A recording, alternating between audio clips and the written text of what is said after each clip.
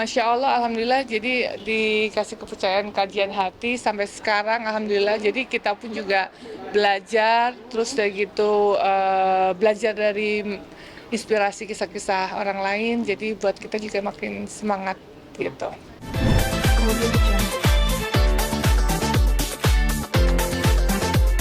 Sedikit dong Kak Paulus Habis tentang ulang tahun anak update kemarin. ulang tahun anak aja Kak. Iya, lagi yang di sekolah gimana Kak? Sedikit aja kan. Alhamdulillah kemarin udah bikin syukuran kecilan sama teman-teman sekolah piano ya. Itu permintaan kakak Diana atau seperti apa? Permintaan piano sebenarnya dari lama, cuman alhamdulillah kemarin terwujud lah, bisa seneng bisa mewujudkan keinginan piano gitu. Ada ngasih kado juga mungkin dari teman.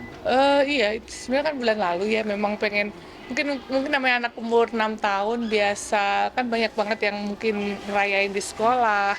Nah, dia sempat pengen dirayain di sekolah, terus mama bilang ya udah piano, mama ini ya kita bikin syukuran, doa sama teman-teman, terus bagi-bagi makanan, terus makan bersama, ya cuman sesimpel itu aja sih. Dan lebih banyak waktu buat anak dalam arti quality time juga mungkin Kak. Ya, saat itu iya, alhamdulillah. Dan sama Kenzo juga, itu kan Kenzo sebenarnya sekolahnya masih siang, cuman ya udah saya minta Kenzo datang juga di situ kan barengan juga di situ Kenzo sekolah, jadi bertiga kita. Cara ngatur waktu seperti apa Kak? Mungkin apa-apanya Kebetulan saya nggak tahu sih, saya ketemu langsung di sekolah. Kak Paulus mungkin Iya. persiapan untuk Ramadan nanti seperti apa nih? Persiapannya seperti biasa, kita jalanin aja, nggak ada yang spesial sih. Untuk anak-anak sendiri nanti gimana untuk Ramadan? Anak-anak doain aja, saya belum tahu, tapi yang pasti dari saya pengen pelan-pelan mengajarkan anak-anak tuh dari sejak dini tuh apalagi piano ya, puasa gitu. Tapi ya memang harus sabar dan pelan-pelan terus-terusan aja Tahun diingetin. kemarin udah mulai diajarin atau Tahun ini mulai belum, tahun ini rencananya tahun ini ya, semoga dapat kesempatan bisa untuk ngajarin piano. mungkin akan lebih ini nggak sih Kak, kumpul bareng anak-anak terus momen puasa gitu. Ya pengennya doain aja. Kak, sekarang mungkin sering banget nih ikut kajian, apalagi sekarang jadi host kajian. Masya Allah. Mungkin sekarang gimana makin ini nih sekarang udah mulai bangkit nih. Iya, Masya Allah, Alhamdulillah, jadi dikasih kepercayaan kajian hati sampai sekarang, Alhamdulillah. Jadi kita pun juga belajar, terus dari gitu belajar dari inspirasi kisah-kisah orang lain, jadi buat kita juga makin semangat gitu. Kak, di Kasih ya, kesibukan kakak saya buru-buru. terakhir, kesibukan kakak mungkin cara ngatur waktu buat anak mungkin seminggu. Doain ya, doain Mas. Sekarang Ya. jujur ya. Makasih Kak. Makasih Kak. Makasih Kak. Supaya kakak akhirnya sudah dan bicara seperti apa kakak lihat waktu. Ya, apa namanya, cukup puas ya dengan apa namanya, kan di sekarang tuh bukan polisi lagi ya, udah langsung kejaksaan. Jadi cukup puas dengan kejaksaan. Terima kasih tentunya untuk kejaksaan yang sudah cepat menanggapi kasus saya, dan alhamdulillah semua yang doa-doa saya ya, mungkin itu Allah juga ya, mungkin ini the real karma. Karena nggak ada yang mau mempunyai masalah seperti ini, apalagi saya pribadi. Masa sih saya harus yang menjembloskan suami saya? Tapi saya mikir-mikir lagi, kasihan anak-anak saya loh. Sekarang anak-anak saya pun ditelantarkan, sama sekali nggak ada biaya, nggak ada apapun. Terus untuk masalah di pengadilan agama aja berasa kayak terhambat aja gitu loh Mas. Nggak ada sama rasa apa namanya, banding lagi terus banding lagi, dan nggak selesai. Dan ya sudahlah, tentunya dengan adanya dia sekarang, saya dengar tadi keputusan dari polisi juga, tadi udah sempat ya di Jakarta Timur ya, di Polres Jakarta Timur juga sempat kasih tahu, telepon ke kuasa hukum bahwa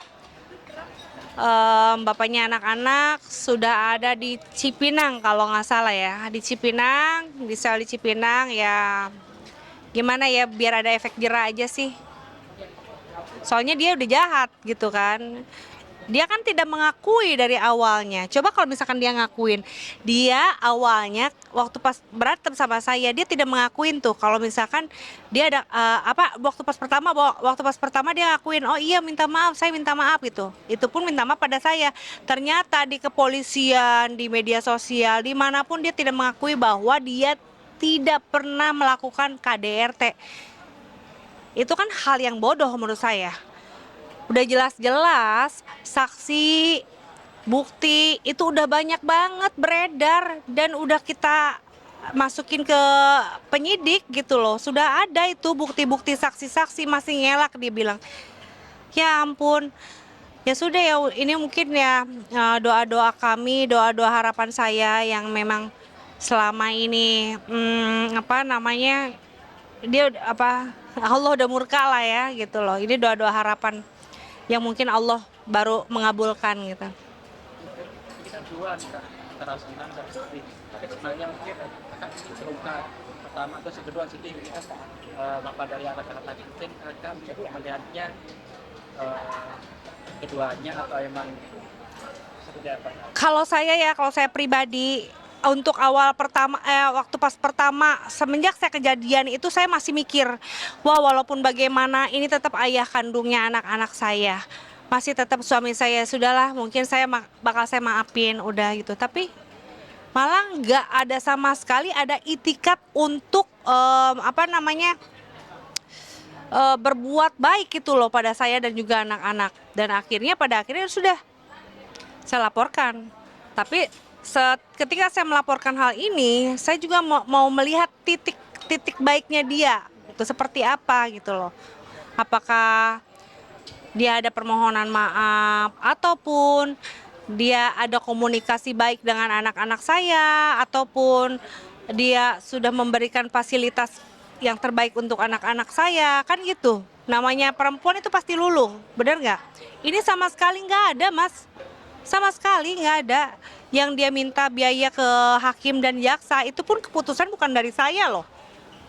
Saya memutuskan 5 juta bukan saya, tapi yang memutuskan itu hakim dan jaksa di pengadilan agama 5 juta. Bahkan dia banding minta 3 juta 2 anak.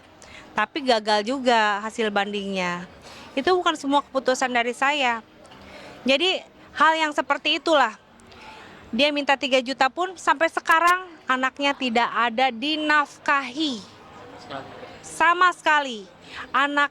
Kedua anaknya yang masih balita, bayi, tidak ada dinafkahi sama sekali oleh ayahnya. Seperti itu. Penyesalan kakak mungkin apa mungkin salah satu Ya, yang saya sesali, kamu tuh laki-laki paling bodoh, laki-laki terbodoh kalau menurut saya dan juga teman-teman dan juga keluarga saya.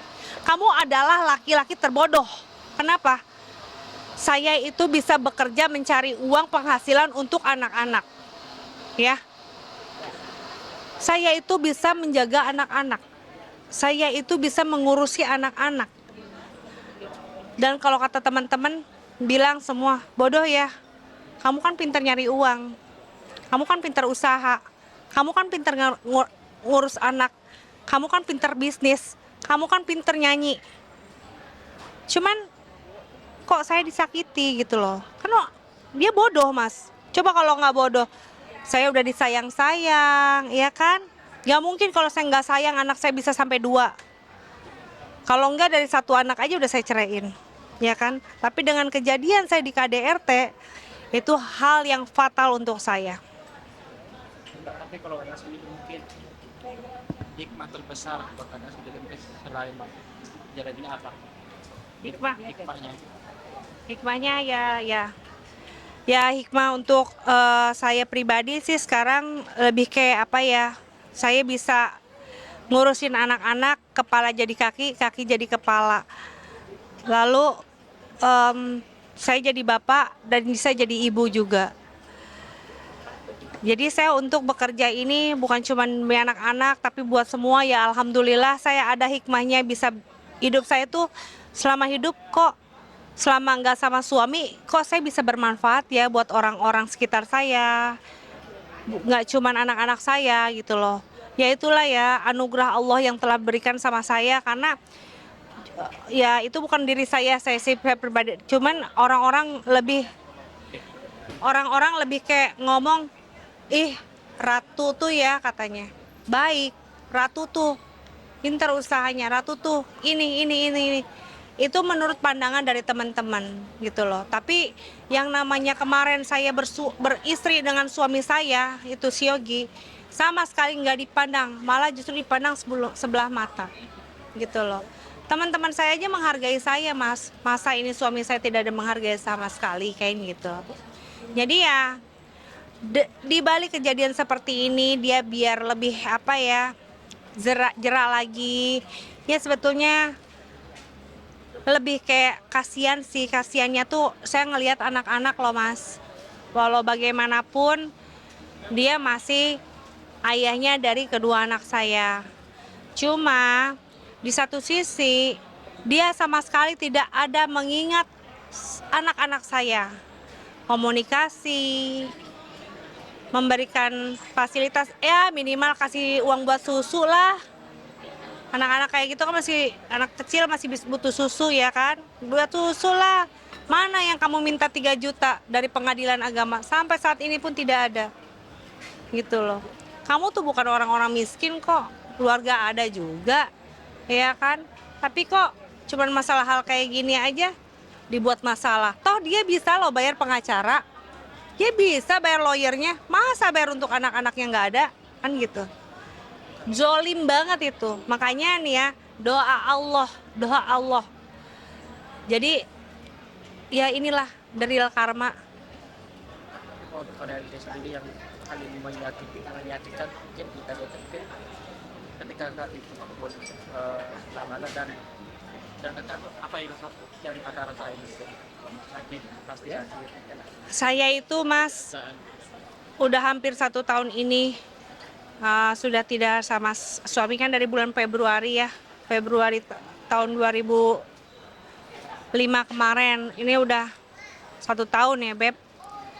1 tahun. Jadi semenjak saya di kejadian itu sampai sekarang, demi Allah loh, saya tidak pernah dekat dengan siapapun laki-laki karena ada punya rasa trauma. Bahkan kamu sendiri, saya kenal kamu datang ke rumah saya, belum tentu kamu bisa masuk ke dalam rumah saya. Itu saya. Kalau dulu, siapa aja bisa masuk ke dalam ke rumah saya. Iya kan? Walaupun saya punya suami, saya punya teman, kenalin nih teman saya, masuk gitu. Kalau sekarang, bahkan supir saya di rumah juga nggak berani dia masuk ke dalam rumah. Itu saya. Saking saya traumanya, Mas. Saya pernah disakiti, jadi apa yang di otak saya, itu orang masuk ke dalam pasti gitu. Udah dihantu-hantuin saya. Jadi kayak gitu. Jadi kalau udah saya ngelihat berita-berita ini, berita itu, udah saya nangis dengan sendirinya, ngek gitu loh, Mas. Kemudian